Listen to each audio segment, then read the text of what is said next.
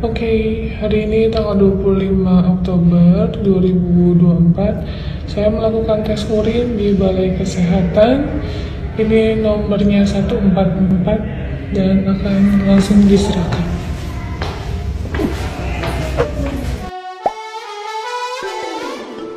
Hola netizen yang tercinta, Pratiwi Novianti membantah tuduhan pengacara Agus yang menyebut dirinya memakai narkoba. Pada Jumat 25 Oktober 2024, Pratiwi Novianti langsung mendatangi Balai Kesehatan dan melakukan tes urin. Pratiwi Novianti juga mendatangi Balai Kesehatan Penerbangan untuk mengambil berkas hasil tes kesehatannya saat menjadi pramugari maskapai Sriwijaya Air. Pratiwi Novianti mengaku menjadi pramugari selama 8 tahun dan tidak pernah sekalipun memakai narkoba.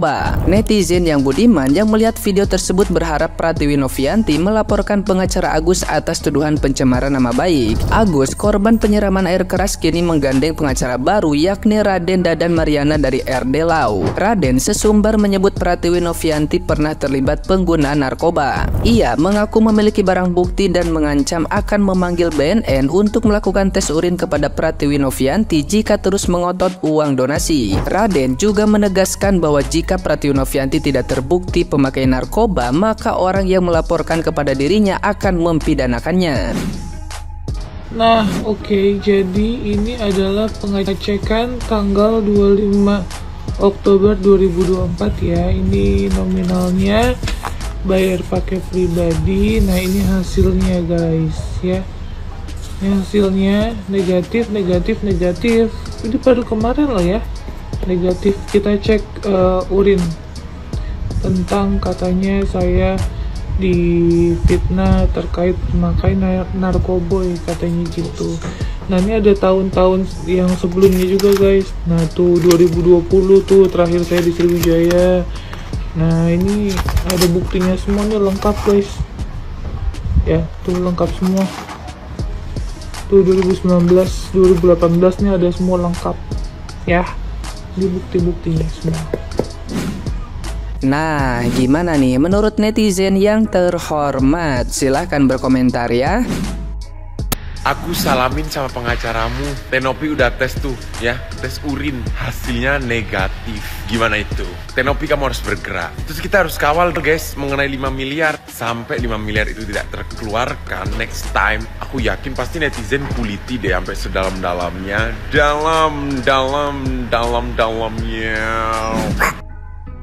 Karena banyaknya tudingan-tudingan yang mengarah ke Tenovi bahwa Tenovi itu adalah pengguna narkoba, Tenovi langsung tidak perlu dijemput sama BNN, dia secara sukarela tes urin narkobanya sendiri. Satu perempuan lawan banyak aki-aki. Terus kalau hasilnya itu negatif, yang ngomong, yang bikin statement bahwa Tenovi adalah pengguna narkoba, apa kalian tidak malu?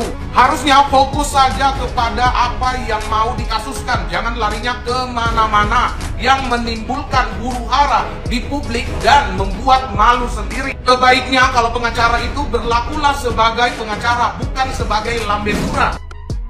Udah kau tengok itu apa? Pengacara Agus, nah? Jangan cuma ngomong doang kau tanpa bukti. Tenopi tengok itu kan, dia nggak banyak ngomong tapi dibuktikan kan. Aduh, ngajak sparring juga ini ya. Aku memang nggak kenal Tenopi ya kan. Kalau kayak gini, tipe-tipe kayak orang kayak kau, ngajak sparring pun mau bayuan, ya. Jangan kamu membuat geram netizen lagi ya. Makin gak ibas nanti netizen nengok si Agus gara-gara tingkah laku kalian ya. Janganlah kayak gitu ya kan. Kalau mau ngomong, tunjukkan bukti dan faktanya ya. Ya, jangan banyak berkoar-koar tanpa bukti. Tengok itu Tenopi itu, nggak banyak ngomong tapi dia buktikan, ya kan? Jadi kami itu sudah nggak bisa kalian apa, ya misalnya kalian membuat kami berpaling dari Tenopi, nggak bisa ya.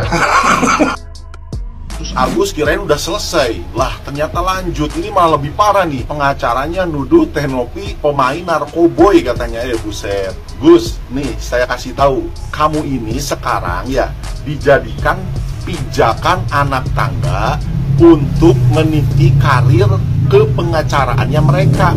Mereka tuh ingin meniti karir di dunia pengacara dan kamu dijadikan pijakan anak tangganya. Itu perlu kamu ingat.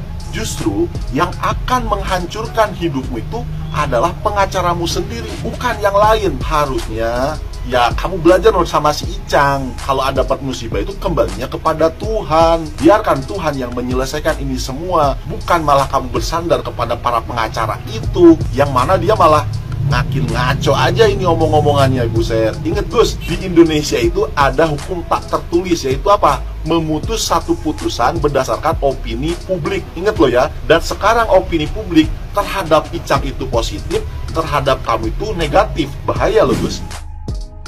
Oh my goodness, Agus sedih banget. Itu masalah nggak selesai-selesai ya, kayaknya malah melebar kemana-mana. Ini ada pengacara yang nantangin lah, nuduh Mbak Novi narkoboy lah, ngeluarin bukti-bukti, evidence sebagainya lah. Oh Agus, gimana sih? Gak ngerti. Bingung cara berpikirnya ya, pengen diruqyah supaya segera bertobat lah, gimana ya.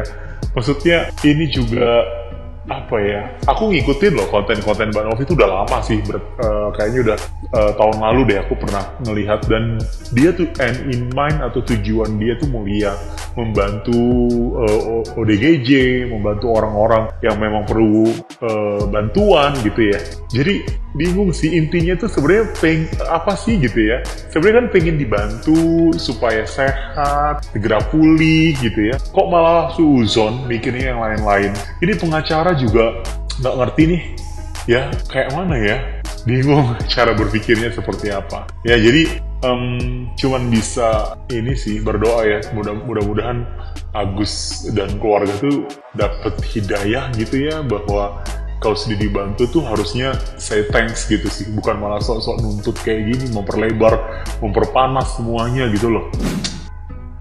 Saya akan berhenti menjadi pengacara jika tidak bisa memenjarakan itu Novi. Loh. Ini namanya kalimat provokatif, bukan solutif. Padahal tugas utama pengacara adalah mencari solusi untuk klien yang ditangani agar keluar dari masalah.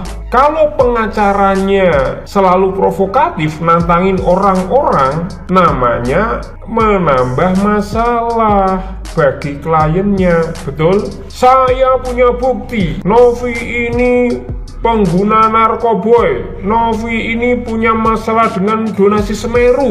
Saya punya buktinya, akan saya buka.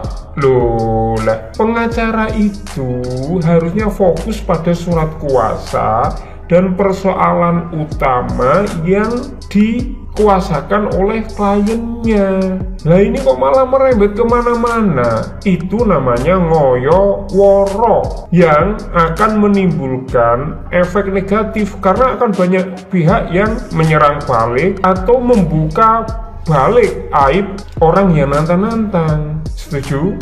Nah, kemudian pengacara satunya, Farhad Abbas, mengatakan nantang netizen, kalau ada 8.000 yang memberi kuasa untuk membalikkan dana sumbangan ke donatur, akan kita kembalikan.